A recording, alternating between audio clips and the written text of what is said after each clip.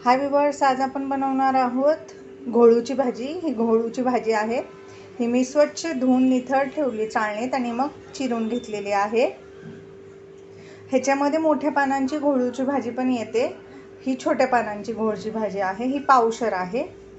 आता ही भाजी बनवण्यासाठी मी काय काय साहित्य घेतले ते मी तुम्हाला सांगते। इथे घेतलेला आहे एक मोठा कांदा, सुक्या मिरच्या घेतल्यात 3 ते 4 आणि 3 ते 4 ओल्या लाल मिरच्या घेतल्यात, नसतील तर हिरव्या मिरच्या वापरा। 1 चमचा जिरं आणि हा लसूण मी सालासकट घेतला कारण हा गावरान लसूण आहे, बारीक आहे। तर ही 1 कांडी घेतलेली आहे मी लसणाची। तर हे आपण वाटून घ्यायचं आहे मिक्सरला जाडसर।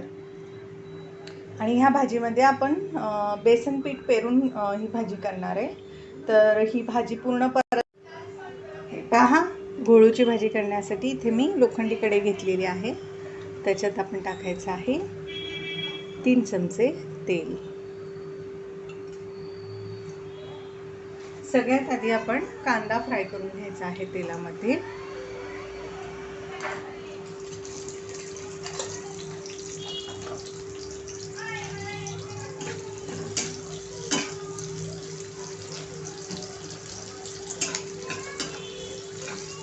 कांदा छान असा लालसर करून घ्यायचा आहे आपल्याला।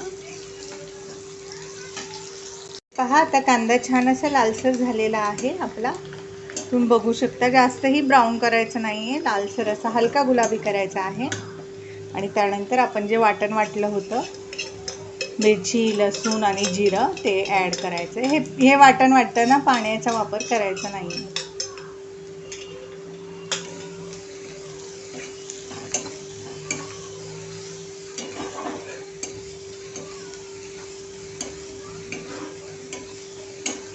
पहा, लसूण आणि मिरची छान अशी परतून घ्यायची आहे।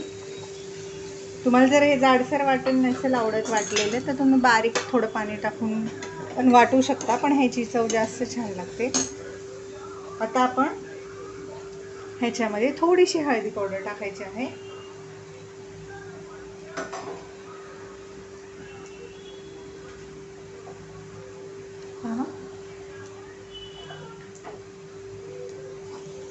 आता ही हळद ही छान ह्याच्यात परतायची आहे। आता आपण जी भाजी आपण धुवून चिरून ठेवली होती ती टाकायची आहे।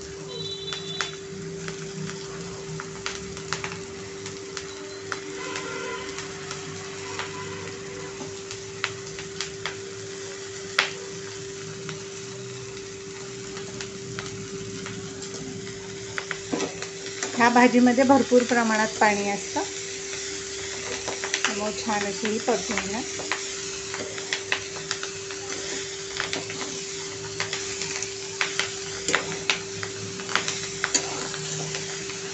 एक 2 मिनिटं आपण ही भाजी परतून घेऊया।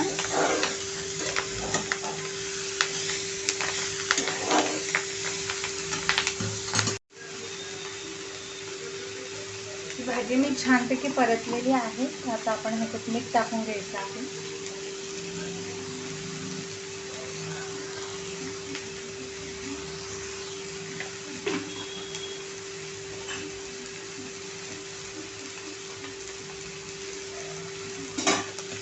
आता मीठ टाकल्यानंतर ही भाजी परतायची आहे।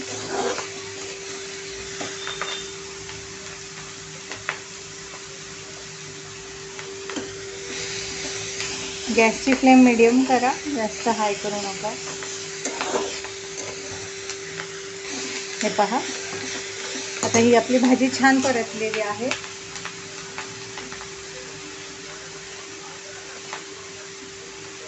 आता आपण हाताने ह्याच्यामध्ये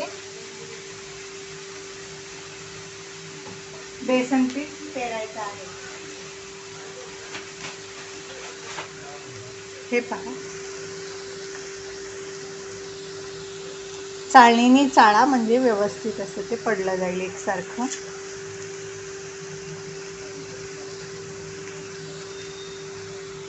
पहिलं हे बेसन मिक्स करून घ्यायचं आहे, मग परत टाकायचं आहे ह्याच्यामध्ये। गॅसची जी फ्लेम आहे ती एकदम लो करायची आहे आपल्याला। हे पहा, पूर्ण बेसन पीठ ह्याच्यात मावलंय। तर आता आपण अजून थोडंसं ह्याच्यात ॲड करायचं आहे। हे पहा, अजून मी थोडंसं बेसन पीठ ह्याच्यात ॲड करते. टोटल मी ह्याच्यामध्ये 1 छोटी वाटी बेसन पीठ ॲड करते.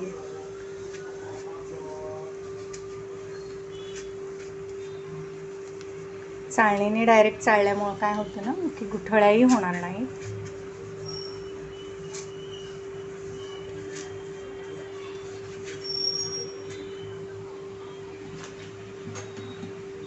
आता आपण परत एकदा ही भाजी छान अशी मस्त परतून घ्यायची आहे. ही भाजी खूप छान लागते चवीला, तुम्ही नक्की बनवून पहा. गॅसची फ्लेम अजिबात वाढवायची नाही, लोच ठेवायची आहे.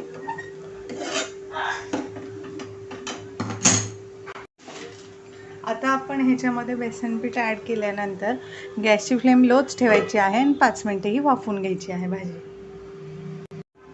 हे पहा 5 मिनिटं झालेली आहे. आता आपण झाकण काढून बघायचे आहे.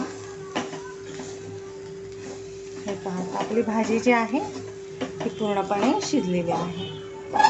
काळजी करायची गरज नाही, भाजी जरी खाली लागली तरी करपत नाही, कारण ही माझी कढई जी आहे ती लोखंडी आहे.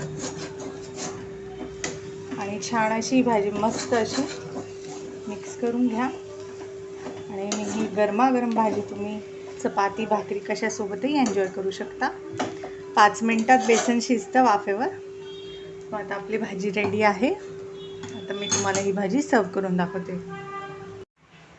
हे पहा व्ह्यूअर्स, आपली बेसनचं पीठ पेरून केलेली गोळूची भाजी तयार आहे. मी तुम्हाला जवळून दाखवते कशी दिसतीये. दिसते ना टेस्टी टेस्टी यम्मी यम्मी. तर ही गोळूची भाजी तुम्ही नक्की बनवून पहा. रेसिपी कशी वाटली तर कमेंटमध्ये नक्की सांगा. रेसिपी आवडल्यास चॅनल लाईक करा, सबस्क्राईब करा.